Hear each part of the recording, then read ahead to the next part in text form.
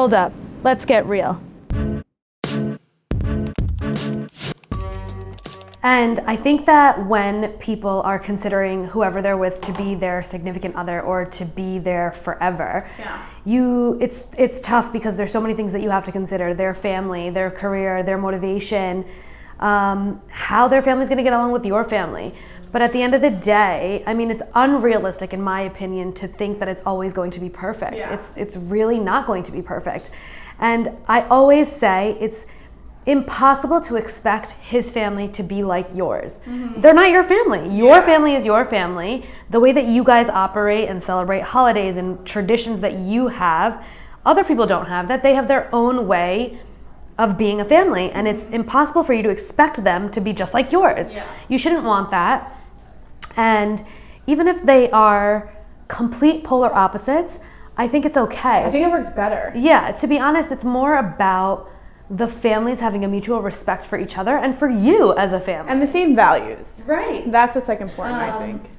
And you know, I didn't know that this was going to be so important to me, but I've realized after being with Benny for so long and now married to him that the way that he is with my family, regardless of whether his family is around or not, is actually what's really, the most important. Really, really it important. It brings a tear to your eye. Yeah, it's how he is with my parents, with my sister, how he treats them when I'm around or I'm not around.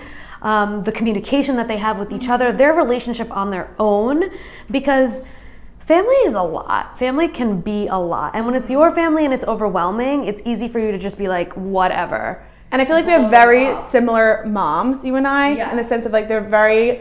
the head of the family. Yeah, and I want to say controlling, but I don't want it to be like a negative thing. Yeah. But like my mom runs the damn show. Yeah. So like for Core and I think Benny too, like they respect our moms. Yeah. But they also like have their own voice. Of course. But they respect them. And I think our moms respect that. And like respect them as men and also value their opinion. Yes. And you know, there are times or topics or whatever it is that like my mom doesn't even ask me my opinion. Like she wants to know what Benny's thoughts are on X, Y, and Z.